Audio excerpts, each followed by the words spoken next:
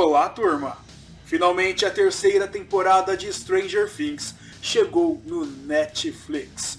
E minha maior preocupação era se a série iria manter a mesma qualidade das temporadas anteriores. E para minha alegria, a série não só manteve a qualidade, como superou, sendo a melhor das 3 temporadas até agora. Como sempre, os nossos personagens favoritos voltaram com aquela atuação de respeito, seja no arco das crianças, dos jovens ou dos adultos. Turma, a série está impecável. Todo mundo aqui mandou muito bem, turma. E eu não tô falando só da atuação, eu tô falando de todo o projeto de roteiro e direção da série. Tá tudo aqui excelente. Para mim, meus amigos, foi a melhor série do ano até agora. Nota 10 com certeza, claro, na minha opinião. Quem viu a minha crítica sobre Godzilla 2 sabe que eu fiz duras críticas ao filme. E olha que eu gostei muito dele e sou muito fã de Godzilla. Assim como também sou fã de Stranger Things. Mas tanto eu quanto os meus amigos, já que eu me reuni com alguns amigos para maratonar a série, todos nós adoramos. Foi uma temporada inesquecível. Stranger Things está quase perfeito, com uma história cheia de mistérios e reviravoltas. Alívio cômico na medida certa. Temos aqui vários clichês propositais que ficaram muito legais. É realmente difícil mexer com um clichê e deixar ele interessante. E aqui ele ficou muito legal. Turma, a série tem monstros, muitos monstros, do jeito que adoramos. E se você ainda não assistiu Stranger Things, esta é a melhor hora, porque as 3 temporadas juntas são um prato cheio. Então, meus amigos, essa foi só uma super breve crítica ou opinião pessoal minha sobre o que eu achei dessa terceira temporada de Stranger Things, que me agradou muito. Porém, depois da vinheta, eu vou contar para vocês toda a história, biologia, poderes e mistérios do Devorador de Mentes, o grande vilão de Stranger Things até o momento. Então deixem o like neste vídeo para apoiar o canal e venham comigo, porque vou levá-los para um fantástico mundo de mistérios e mundos invertidos. Eu sou o Johnny e sejam todos bem-vindos ao canal Mysterium TV.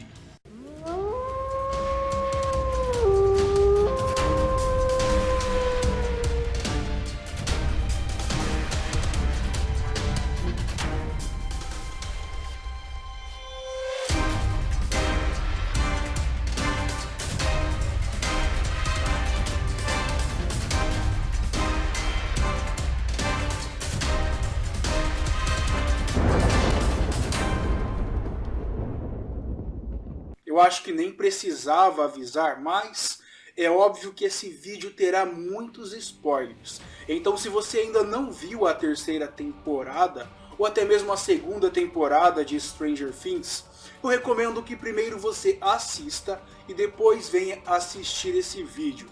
Mas se você já assistiu, ou se você não liga para spoilers, então desejo que se divirta muito.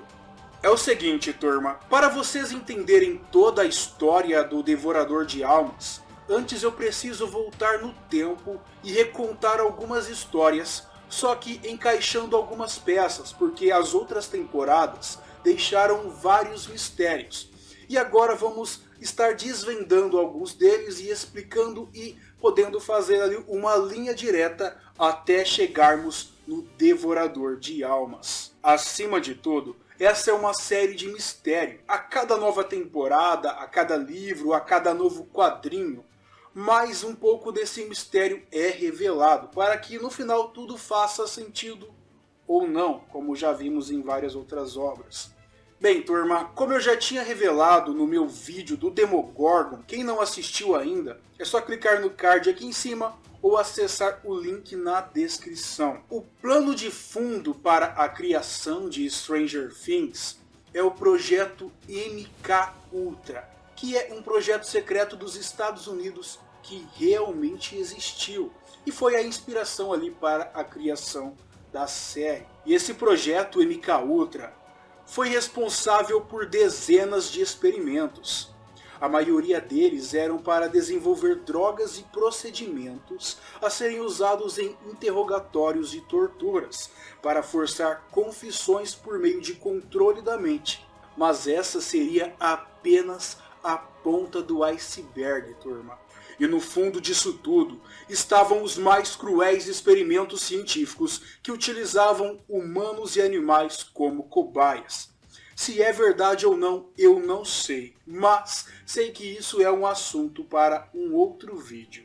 E nesse complexo eram feitos vários experimentos, entre eles um experimento com jovens especiais e outro com portais.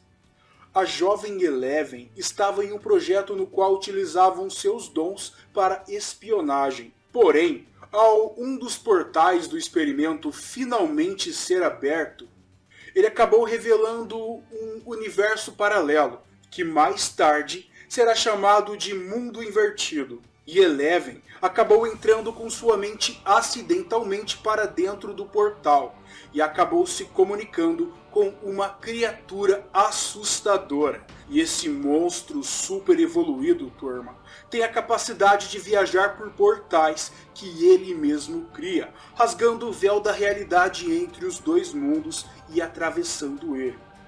E para isso, ele precisa de uma conexão entre os dois mundos, que é o portal aberto na cidade, e outro fator necessário seria o cheiro de uma vítima. E esta conexão fica ainda mais forte se for o cheiro do sangue da vítima. E então, depois que ele se comunicou com o Eleven, ele meio que aprendeu os 0800 da Terra. E ele aprendeu a criar portais dentro da cidade de Hawkins. E é aí que tudo começa, turma. O Demogorgon então caçava suas vítimas e as levava para outra dimensão, diretamente para o mundo invertido. E as levava para o seu ninho, que, por curiosidade, o ninho dele seria a versão invertida ou a dimensão paralela do local onde seria a biblioteca da escola. Eu não sei porque que eu estou apontando para cá, bizarro. E uma vez no seu ninho, o Demogorgon matava e devorava suas vítimas. E outras vítimas ele colocava em um tipo de casulo e colocava um embrião dentro delas. Que nojento, né? E lá no final da primeira temporada, uma das vítimas com essa coisa que eu chamei de embrião, acabou sendo resgatada. E essa vítima é o Will Byers, que é uma das crianças ali protagonistas da série. Depois que ele foi resgatado, lá na casa dele, o Will acabou vomitando algum tipo de animal gosmento, que obviamente era essa criatura que o Demogorgon prendeu dentro dele. Mas o que seria essa criatura? Bem, nós sabemos que lá na frente essa criatura vai crescer, vai evoluir e vai se transformar no Demodog. E o Demodog é na verdade a forma intermediária do Demogorgon, ou seja, ele ainda vai evoluir e se transformar naquele monstro que conhecemos. Mas Johnny, isso aqui não é o vídeo do Devorador de Mentes, por que tu tá falando do Demodog, do Demogorgon? Calma que tudo tá conectado. O Demogorgon, turma, é como se fosse um animal do mundo invertido que age por vontade própria. Porém, ele pode ser controlado pelo Mind Flayer, pelo Devorador de Mentes, sempre que ele desejar. Então, trabalhando por vontade própria ou não, com o Devorador de Mentes, ele colocou um embrião dentro de Will e outras vítimas. E quando Will estava no fliperama com seus amigos, por um breve momento, ele foi transportado para o mundo invertido. Provavelmente foi uma abdução espiritual.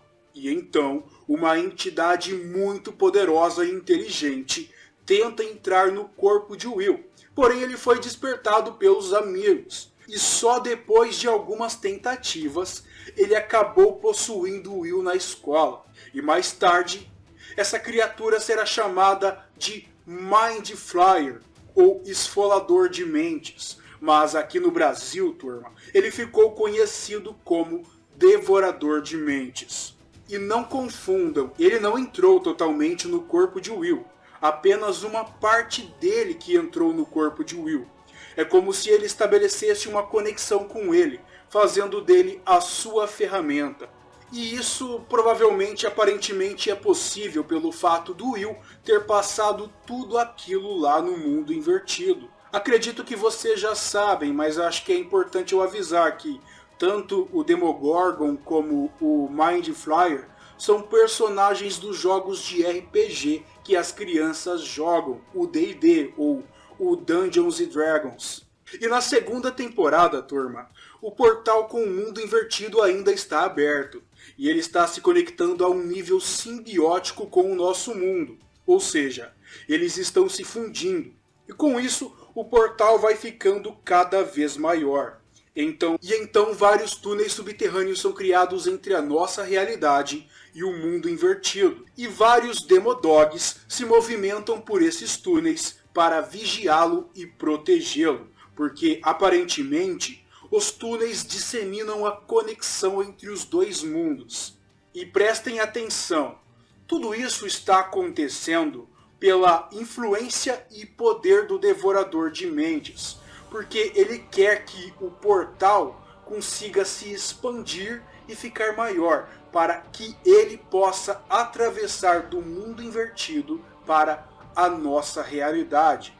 Se o Devorador de Mentes entrar em nossa realidade, talvez seria o fim de nossa humanidade, ou então teríamos uma verdadeira guerra contra essa criatura das trevas. E voltando à série, mesmo com ele mandando vários Demodogs eliminarem quem ousasse atrapalhar seus planos, o Will acabou descobrindo qual a fraqueza do monstro, que é o calor. E então, com um ferro em brasa, o Devorador de Mentes foi expulso do corpo de Will.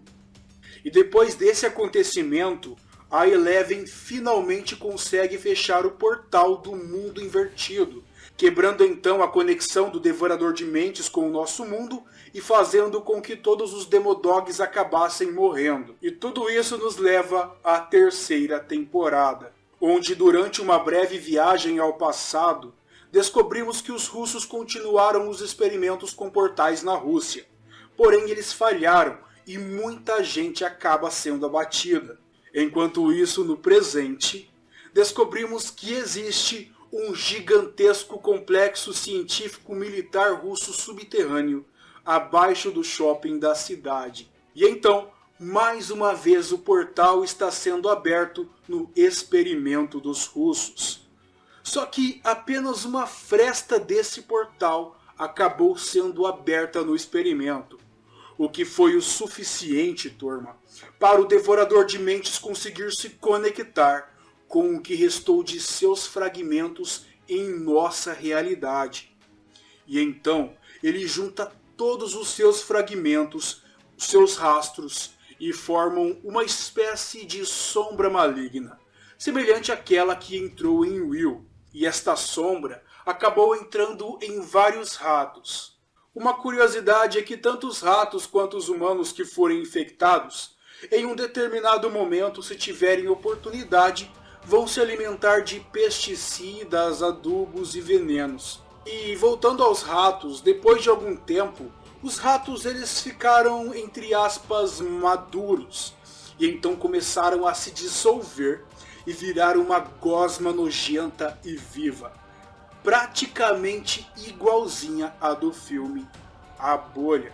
E então todas essas gosmas começam a se juntar e formam uma pequena criatura que tem a semelhança da silhueta do Devorador de Mentes que foi mostrada lá na segunda temporada de Stranger Things. E eu confesso para vocês que gostei da aparência desse monstro. Eu achei ele bem assustador e intimidante. E então, depois que ele se transforma, ele acaba ficando um pouco mais forte. E aí ele começa a atrair vários ratos, na verdade, centenas de ratos ele vai atrair para o esconderijo dele. E aí vai acontecer de novo essa transformação dos ratos em gosma, e eles vão se juntar ao Devorador de Mentes, e ele vai ficar ainda maior, vai passar por essa evolução, vai ficar ainda mais forte. E agora que ele ficou maior e mais forte, ele agora pode abduzir seres humanos através de um tentáculo que ele coloca nas bocas das vítimas humanas, e então ele joga algum tipo de parasita ou embrião dentro delas, e elas ficam sob seu controle. Elas passam a fazer parte da mente coletiva do Devorador de Almas, o que é bem bizarro. E a primeira vítima dele é o Billy, que é o irmão chato e bombado da Max, que na verdade é apenas um cara que sofreu muito abuso e apanhou muito do pai. Bem, para todo comportamento escroto existe algum motivo para isso. É claro que nunca isso justifica o erro da pessoa, mas sempre tem um motivo para algumas pessoas fazerem tais atos, tais coisas ruins. E então o Billy vai passar a ser parte do Devorador de Almas e passa a sequestrar pessoas para levá-las ao Devorador para também serem transformadas. E não demora muito, turma, para ser formado um pequeno exército. E essas pessoas infectadas pelo Devorador de Almas se tornam muito mais fortes, podendo resistir a ferimentos graves, podendo levantar várias vezes o próprio peso. Turma, estamos falando aqui de praticamente super pessoas. Porém, esses seres humanos das trevas podem ser derrotados com calor extremo ou com feridas muito graves em lugares que não seria capaz de se regenerar. E resumindo a história, turma, o plano do Devorador de Almas era juntar o maior número de pessoas para, no fim, utilizá-las para se juntar ao seu corpo através daquela transformação gosmenta e nojenta, tornando-se então um monstro colossal. E então, até agora na terceira temporada, o Devorador de Mentes conseguiu virar um monstro colossal, com cerca de 10 metros de altura e vários metros de largura. Esse monstro bizarro e assustador tem 4 patas e uma cabeça enorme, uma boca enorme em forma de espiral, com vários dentes também enormes. E de dentro da sua boca sai um tentáculo com uma boca e vários dentes. E além de sua boca, esses tentáculos saem de outros lugares de seu corpo e podem se esticar por vários metros. E na ponta de cada tentáculo também existe outra boca cheia de dentes afiados, que servem tanto para capturar suas presas, para morder e arrancar pedaços, desmembrar suas presas ou para infectá-las. Turma, que criatura assustadora. E se ele já não fosse poderoso bastante, ele ainda pode controlar as suas vítimas infectadas, aumentando suas chances de vencer uma batalha. Meus amigos, o Devorador de Mentes é um predador supremo. Aí eu falei que se caso o portal do mundo invertido tivesse aberto, ele também poderia controlar os Democães e os Demogorgons, ou sabe-se lá que criaturas assustadoras e bizarras possam existir no mundo invertido. E o principal plano até o momento do Devorador de Mentes era derrotar a Eleven, antes que ela derrotasse ele ou fechasse o portal novamente. E falando em Eleven, nessa temporada ela demonstrou todo o seu poder, chegando a rasgar o Devorador de Mentes no meio, turma. Porém, ela não foi páreo para o monstro, e ela quase foi capturada e transformada pelo monstro. Se isso tivesse acontecido, turma, ele a usaria para abrir o portal, para continuar todo o seu plano da segunda temporada, fazendo com que os dois mundos se unissem e abrindo o portal para a criatura passar. Ou então ele mesmo poderia a utilizar para abrir o portal. Ou então, se ele a matasse, o portal acabaria sendo aberto pelos russos. Enfim, ele precisava eliminar ou pelo menos controlar a Eleven de qualquer jeito, porque ela sim oferecia um risco muito grande para ele.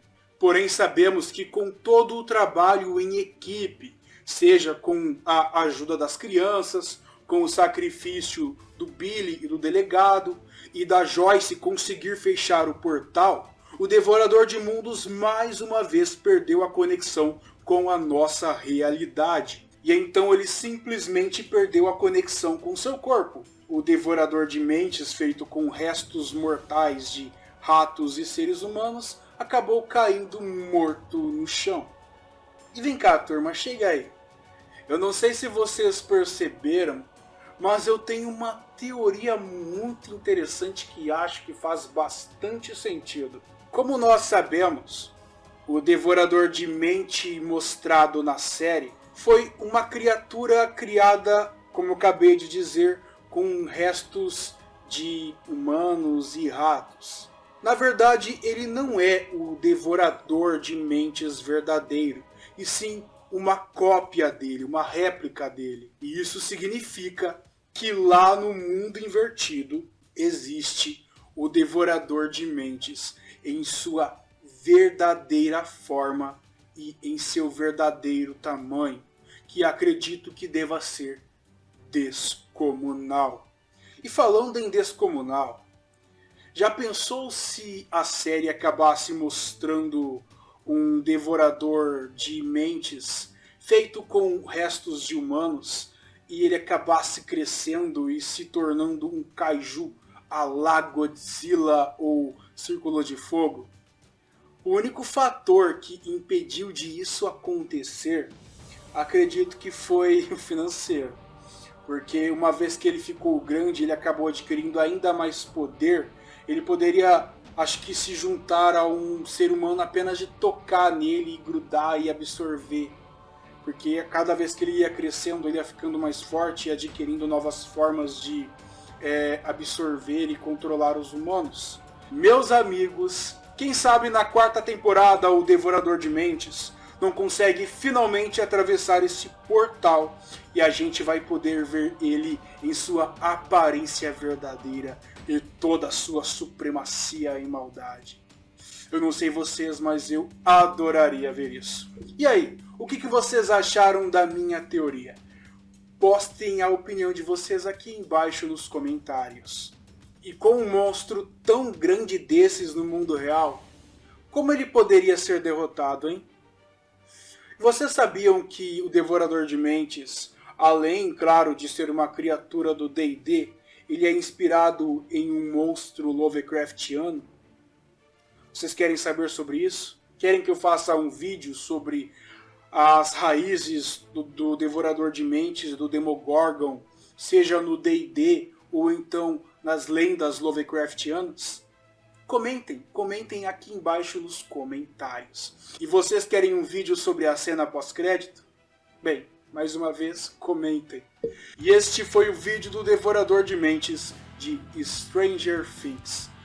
Porém, nossa história ainda não acabou e muita coisa ainda está por vir. Então, aguardem, meus amigos. Se você gostou do vídeo, deixa um like e compartilha. Se você é novo por aqui, se inscreva no canal e ative o sino de notificações para não perder nenhum dos vídeos que posto toda semana. Quem quiser me seguir nas redes sociais, os links estão na descrição do vídeo. E eu desejo tudo de bom e de melhor a todos vocês, meus amigos e minhas amigas. Um forte abraço a todos e nos vemos no próximo vídeo. Tchau!